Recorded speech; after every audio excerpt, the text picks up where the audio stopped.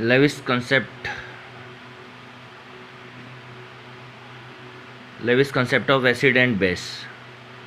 देखिए, इससे पहले अपन दो कंसेप्ट पढ़ चुके हैं और ये तीसरा कंसेप्ट हम पढ़ने वाले हैं, लेविस कंसेप्ट। लेविस लिवाइस भी कहते हैं इसको, वैसे लेविस कहा जाता है, लिवाइस लुइस भी कहा जाता है कई जगहों पे, लुइस कंसेप्ट। ठीक है, तो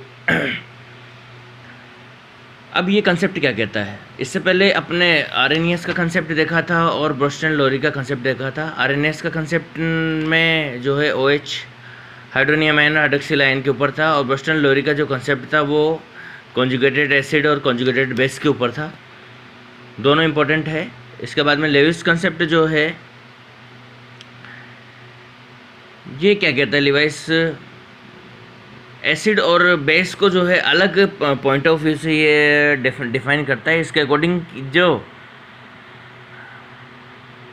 to Lewis concept, acid are those substance which accept electron pair, जो इलेक्ट्रॉन एक्सेप्ट करते हैं, ये इलेक्ट्रॉन के पेयर को एक्सेप्ट करते हैं। And the base are those substance which donate electron pair. ठीक है, जो इलेक्ट्रॉन पेयर को डोनेट करते हैं उनको। ठीक है, तो लेविस के अकॉर्डिंग जो इलेक्ट्रॉन पेयर को एक्सेप्ट करेगा वो एसिड कहलाएगा, और जो इलेक्ट्रॉन पेयर को डोनेट करेगा वो बेस कहलाएगा। So these pairs are acceptor are acid and electron pair donor are base. For example, ये एग्जांपल दे रखा है यहाँ Fe3 और ये NH3 है। अब ये यहाँ पर जो है Fe3 जो है इलेक्ट्रॉन जो है यहाँ से एब्जॉर्ब इलेक्ट्रॉन लेता है इस जगह पे, और इलेक्ट्रॉन लेने से ये इलेक्ट्रॉन लोन पेयर जो है इसके ऊपर चला जाता है, और ये जो है न्यू कंपाउंड यहाँ पर बन जाता है। ये वाला, ये पूरा एक कंपाउंड है। इस कंपाउंड का फॉर्मेशन यहाँ पर हो जाता है, पूरा एक कंपाउंड है, इस पूरे कंपाउंड का एक फॉर्मेशन हो जाता है। और जो साइन है वो साइन इधर से इधर की तरफ होता है, मतलब इसने इलेक्ट्रॉन इसको दिया है। तो ऐसी कंडीशन में ये लुइस बेस होगा और ये लुइस एसिड होगा, यानी ये इलेक्ट्रॉन देने वाला है तो इलेक्ट्रॉन डोनर जो होता है वो लुइस बेस होता है, और ये लुइस एसिड होगा। इस कंडीशन में ये न्यू कंपाउंड बनाएगा, मतलब ये according to this concept the compound have a electron deficiency will act as acid and which called Lewis acid. जिनके पास इलेक्ट्रॉन की कमी होती है उनको हम लुइस एसिड के नेम से जानते हैं। इसी तरह से generally the cation that have their compound which have incomplete octet are the called Lewis acid। या फिर ऐसे कंपाउंड को भी हम कहेंगे जिनका ऑक्टेट यानी आउटर मोस्ट ऑर्बिट जो है वो इनकम्प्लीट है, यानी वो इलेक्ट्रॉन ले सकते हैं, तो उन्हें हम लुइस एसिड के नाम से जानेंगे। जैसे AgCl3, मैग्नीशियम +2, सारे जो एनाइन होंगे, सारे कैटाइन होंगे, वो सारे के सारे जो क्या होंगे, लुइस एसिड होंगे। इसके बाद में बेस की बात कर लें।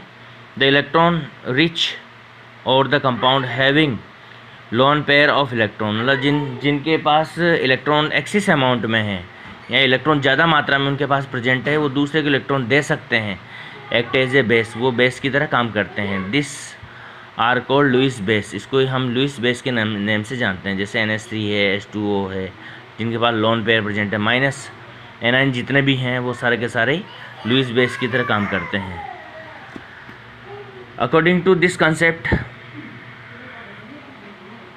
This acid and base substance without hydrogen ion and hydroxyl ion can be explain for their nature. तो जहाँ पर हाइड्रोजन और हाइड्रोक्सिल आयन प्रेजेंट नहीं हो तब भी जो है हम उसको एसिड और बेस, उसकी नेचर को हम इस बेस पे बता सकते हैं, इलेक्ट्रॉन देने और लेने के बेस पे। मतलब जिनके अंदर ये H+ से जिसके अंदर होता है उसको हम जनरली एसिड कहते हैं, OH- जिसके अंदर होता है उसे हम बेस के नेम से पहचानते हैं। यानी जिसके अंदर ये आपको सिंगल नज़र आता है तो वो एसिड की, जो एसिड की फॉर्म में या एसिड जिसे कहा जाता है, और जिसके अंदर ये OH- आपको नज़र आ जाता है उसे हम बेस कहते हैं। तो ये नहीं होंगे ना तब भी आप पहचान लोगे कि ये एसिड है या बेस है। किसके बेस पे? इलेक्ट्रॉन के बेस पे। यानी कि जो इलेक्ट्रॉन ले सकता है वो एसिड कहलाएगा और जो इलेक्ट्रॉन दे सकता है वो बेस कहलाएगा, लुईस कंसेप्ट के हिसाब से। अब प्रॉपर्टीज़ की बात कर लेते हैं। General properties of acid and base, ये नॉर्मल प्रॉपर्टीज़ है। ब्लू लिटमस को जो है रेड में बदल देता है और बेस जो है इसका जस्ट रिवर्स करता है।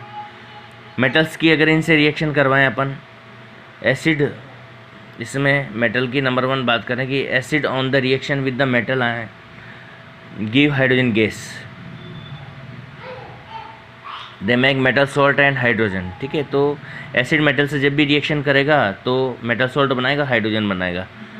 पता ही है, ये रिएक्शन आपने पढ़ी है, पॉप साउंड वाली। सबसे पहले अपने रिएक्शन जो पढ़ी थी वो जिंक H2SO4 से रिएक्शन करता है और हाइड्रोजन यहाँ पर बनाता है। इस तरह से बहुत सारी रिएक्शंस यहाँ पर दे रखी है, सब में हाइड्रोजन रिलीज़ हो रही है। आप किसी भी एसिड की किसी भी मेटल से रिएक्शन करवाइए, हाइड्रोजन रिलीज़ होगी। बस ये होता है कि कोई मेटल फास्ट रिएक्टिव होता है, कुछ स्लो रिएक्टिव होता है। रिएक्टिविटी के हिसाब से अलग अलग जो है रेट होती है हाइड्रोजन निकालने की। बाकी प्रैक्टिस के लिए 2-3 ही बताता हूँ मैं, तो क्लासरूम में 1, 2, 3 बताइए। बाकी सब बच्चों ने अपने हिसाब से अपनी मर्ज़ी से ही बहुत सारी प्रैक्टिस के लिए खुद बनाते हैं। ये मैंने नहीं लिखवाई है बोर्ड पे, ये बच्चों ने अपने आप ही किए। मैं तो 1, 2, 3 बस 2-3 एग्जांपल बताता हूँ। बाकी बच्चे अपने हिसाब से बहुत सारे मेटल अपने हिसाब से कंसीडर करते हैं, एसिड अपने हिसाब से लेते हैं। कोई सा भी एसिड कोई सा भी मेटल लेके और वो अपने हिसाब से बहुत सारी रिएक्शन या हज़ारों रिएक्शन आप बना सकते हो।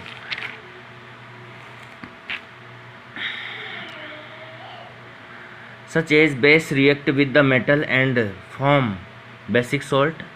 इसी तरह से जो बेस जो है, ये दूसरा पॉइंट आ गया यहाँ से, बेस की अगर रिएक्शन होती है तो क्या होगा, मेटल से फॉर्म बेसिक सॉल्ट, ये बेसिक सॉल्ट बनाते हैं, एंड हाइड्रोजन गैस, ये भी हाइड्रोजन गैस रिलीज़ करते हैं। रिएक्शन यहाँ पर भी सेम होती है, but only some strong base perform such reaction. केवल स्ट्रॉन्ग बेस ही ये रिएक्शन देते हैं, बाकी नहीं देते हैं। जैसे NaOH की जिंक से करवाएं तो सोडियम जिंकेट बनता है, ये Na2Zn, और हाइड्रोजन गैस रिलीज़ होती है। स्टेनम एंटीमनी जो होता है उसकी KOH से अपन करवाएं तो पोटेशियम स्टेनेट का फॉर्मेशन होता है, पोटेशियम स्टेनेट है और हाइड्रोजन गैस यहाँ रिलीज़ होती है। और इसी तरह से जिंक की होती है तो जिंकेट बन जाता है, सोडियम पोटेशियम जिंकेट का फॉर्मेशन यहाँ पर हो जाता है, हाइड्रोजन गैस रिलीज़ यहाँ पर हो जाती है। पर ये केवल NaOH और KOH ही देगा, यानी स्ट्रॉन्ग बेस ही देंगे। बाकी जैसे कैल्शियम हाइड्रोक्साइड की आप करवा दोगे तो फिर ये वो रिएक्शन यहाँ पर परफॉर्म नहीं होगी। रिएक्शन विद मेटल ऑक्साइड, अब दूसरी अपन बात कर लेते हैं यहाँ पर। ये फर्स्ट तो अपना कंप्लीट हो गया, केवल हमने मेटल से किया था इससे पहले रिएक्शन, और अब एसिड की रिएक्शन मेटल ऑक्साइड से करवाते हैं, यानी कि मेटल से। ये फर्स्ट है acid reaction with the metals, only metal से जब करवाई थी हमने, ठीक है। और यहाँ सेकेंड अपन डाल लेते हैं reaction with the metal oxide. Metal oxide से अब रिएक्शन इसकी करवानी है। मेटल की तरह मेटल ऑक्साइड भी बेस की तरह काम करता है और यहाँ पर मेटल सॉल्ट बनता है, और ऑक्साइड का जो हाइड्रोजन निकल रही थी वो ऑक्सीजन इसके साथ जुड़ जाती है और वाटर बन जाता है। यानी कि जो मेटल ऑक्साइड है उसकी रिएक्शन सेम बेस की, एसिड बेस की तरह होती है, ठीक है। Because of metal oxide is basic nature इसकी होती है। किसी से भी आप कॉपर ऑक्साइड किससे करवाएंगे तो ये सॉल्ट बनेगा और वाटर बनेगा। मैग्नीशियम ऑक्साइड की करवाएंगे, इसी तरह से आप सबकी रिएक्शंस यहाँ पर आप करवा सकते हैं। बहुत सारी रिएक्शन बच्चों ने करवा रखी, ये स्टार्टिंग की 3 बताता हूँ मैं, तो आपको पता ही है। बाकी ये सब बच्चों ने अपनी मर्ज़ी से करवाई है, आप भी अपने हिसाब से लेकर और भी करवा सकते हैं। Base react with non metal, अब एसिड तो मेटल ऑक्साइड से रिएक्शन करेंगे, लेकिन बेस मेटल ऑक्साइड से रिएक्शन नहीं करेंगे, क्योंकि बेस मेटल ऑक्साइड भी बेस होते हैं और बेस भी बेस ही होते हैं, तो दोनों आपस में रिएक्शन नहीं होगी। बेस जो है नॉन मेटल ऑक्साइड से करेंगे, क्योंकि नॉन मेटल ऑक्साइड जो है एसिडिक नेचर के होते हैं। और यहाँ पर भी रिएक्शन उसी तरह से होगी जैसे CO2 NaOH से रिएक्शन करता है, सोडियम कार्बोनेट बनता है, ये Na2CO3 वाटर निकलता है, ठीक है। तो ये सॉल्ट बनता है, सेम रिएक्शन उसी तरह से होती है, सॉल्ट बनता है तो पोटेशियम सल्फाइड बनता है और वाटर यहाँ पर निकलता है। तो नॉन मेटल यहाँ रिएक्ट करेगा, वहाँ पर मेटल रिएक्ट करेगा, यानी एसिड से मेटल ऑक्साइड रिएक्ट करते हैं क्योंकि वो बेसिक नेचर के होते हैं, और बेस से नॉन मेटल ऑक्साइड रिएक्ट करते हैं क्योंकि वो एसिडिक नेचर के होते हैं। तो इसके भी ये बहुत सारी रिएक्शंस हैं बच्चों ने कर रखी है। एक दो रिएक्शन बोर्ड पे बताई जाती है, बाकी सारे बच्चे अपने हिसाब से कर लेते हैं। तो आप भी अपने हिसाब से इन रिएक्शंस को 2-3 को तो यहाँ से देख ले, बाकी को अपने हिसाब से आप करने की कोशिश करें। न्यूट्रलाइजेशन रिएक्शन पहले भी 1-2 बार आ चुकी है।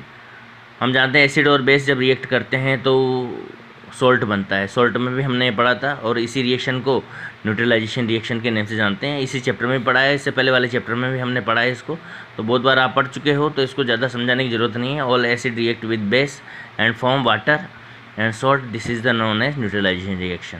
और ये भी अभी तो 2-3 तरह से आपने पढ़ी थी, स्ट्रॉन्ग एसिड की स्ट्रॉन्ग बेस के साथ, स्ट्रॉन्ग एसिड की वीक बेस के साथ, और स्ट्रॉन्ग बेस की वीक एसिड के साथ। तो अलग अलग तरह से न्यूट्रलाइजेशन रिएक्शन होती है और उनके प्रोडक्ट भी अलग अलग तरह के बनते हैं, आपने पढ़े हैं। तो सेम उसी तरह से यहाँ पर हम कुछ रिएक्शंस कुछ एग्जांपल लिख के छोड़ देंगे, क्योंकि ऑलरेडी बहुत प्रैक्टिस अपन इसकी कर चुके हैं। यहाँ पर जैसे HNO3 की NOH से होगी, 2-3 प्रैक्टिस 2-3 लेकर आप इसको भी यहाँ पर छोड़ेंगे। बच्चों ने अपनी मर्ज़ी से खूब सारी प्रैक्टिस कर रखी है, आप भी चाहें तो ज़्यादा कर सकते हैं, क्योंकि केमिस्ट्री में प्रैक्टिस सबसे मेन होती है। अपन केमिकल रिएक्शन को क्योंकि केमिकल रिएक्शन ये होती है कि आपने अभी पढ़ी और 2 घंटे बाद आपके दिमाग से गायब हो जाती है। सबसे केमिस्ट्री ऐसी चीज़ है जिसको हम सबसे जल्दी भूलते हैं, और इन केमिकल रिएक्शन की जितनी ज़्यादा प्रैक्टिस करोगे आपके दिमाग में उतनी लंबे समय तक ये रहेगी। लिख लिख के जितनी बार भी आप इनको देखोगे, आपके कंसेप्ट अपने आप बनते चले जाएंगे। फिर आप इनके जितनी बार लिख लिख के देखोगे, फिर आपको पता चल जाएगा। जब भी आप ये रिएक्शंस आप देखोगे ना एग्ज़ाम में, तो आपको पता चल जाएगा कि क्या प्रोडक्ट इसका बनने वाला है। तो बच्चों इसकी जितनी ज़्यादा लिख लिख के प्रैक्टिस कर सको, 2-2, 3-3 बार इनको लिखें। The characteristics of the base and acid showed only into the aqueous solution. Water के साथ ये करते हैं because they release there hydroxyl and hydronium ion respectively into the aqueous solution. तो ये अपने जो करेक्टर हैं वो एक्वस सॉल्यूशन में ही शो कर पाते हैं, क्योंकि इनके एक्वस सॉल्यूशन में H+ आयन और OH- आयन रिलीज होते हैं। जब ये मतलब सॉलिड फॉर्म में होते हैं तो वहाँ पर ये अपनी प्रॉपर्टीज़ नहीं शो कर पाते हैं। लिक्विड फॉर्म में या फिर एक्वस सॉल्यूशन में ये अपनी प्रॉपर्टीज़ शो कर पाते हैं, क्योंकि इनकी प्रॉपर्टी होती किसकी वजह से? एसिड की प्रॉपर्टी H+ की वजह से होती है, और बेस की प्रॉपर्टी जो है OH- की वजह से होती है। और ये फ्री कब होंगे? जब इनको आप डिजोल्व करेंगे या इनको लिक्विड कंडीशन में लेके जाएंगे, तभी ये अपनी प्रॉपर्टी शो कर पाएंगे। तो इंपॉर्टेंट पॉइंट है, आप थोड़ा सा इसको ध्यान रखें कि अपने एसिड और बेस जो होते हैं अपनी प्रॉपर्टी हमेशा एक्वस सॉल्यूशन में ही शो करते हैं, या फिर लिक्विड कंडीशन में भी शो कर सकते हैं।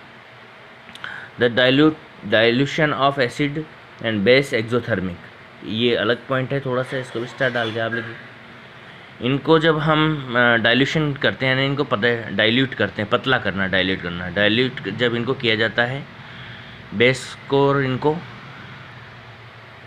तो ये रिएक्शन जो होती है एक्सोथर्मिक होती है। So always add acid and base slowly into the water strength. तो आप ऐसा कभी नहीं करें कि बहुत सारा एसिड ले लें उसमें पानी डालें। आप हमेशा क्या करेंगे, थोड़ा सा पानी लेंगे, उसमें धीरे धीरे एसिड और बेस डालते जाएंगे, ठीक है? तो वो जो है आपकी डाइल्यूशन सही तरीके से होगा। अब इसके बाद में एक और यहाँ पर है एक्वारेजिया, आपने सुना होगा।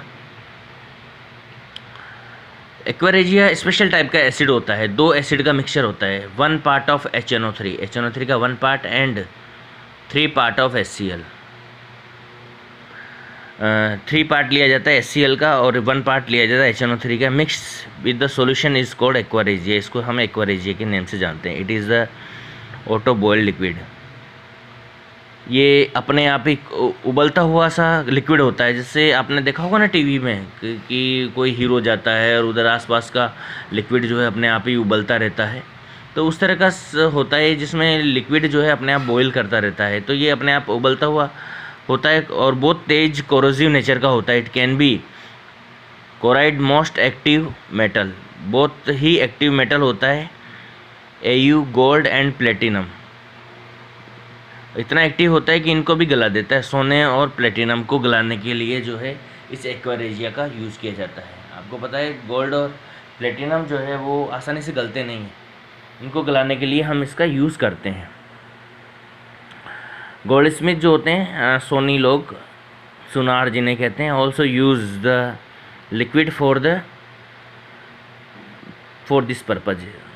सोने वगैरह जो है उनको साफ़ करने के लिए या उनको गलाकर नए आभूषण बनाने के सोने लोग इसका यूज़ करते हैं।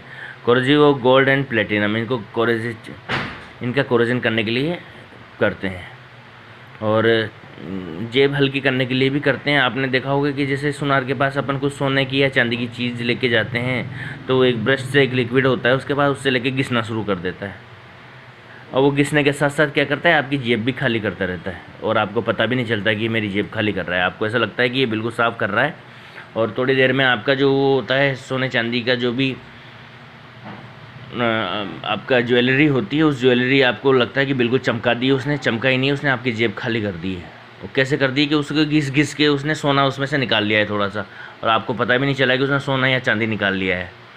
तो आप थोड़ा सा ध्यान रखें कि आप जब भी सोने चांदी या सुनार के पास जाएं तो ब्रश से घिसे नहीं आपकी ज्वेलरी को।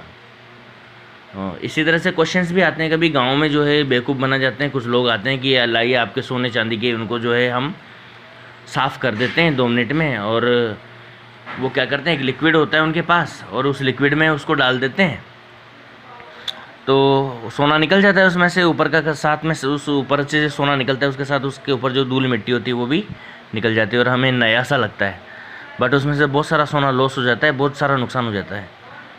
आपको 1 ग्राम आधा ग्राम सोना भी जाता है तो आप सोच लीजिए आपको 3000 का नुकसान है। आधा ग्राम सोना भी अगर उसमें से निकलता है तो, और उसका पता भी नहीं चलेगा आपको कि मेरा सोना निकल गया है। ठीक है बच्चों, तो आज के लिए इतना ही, इसके आगे अपन कल बात करें।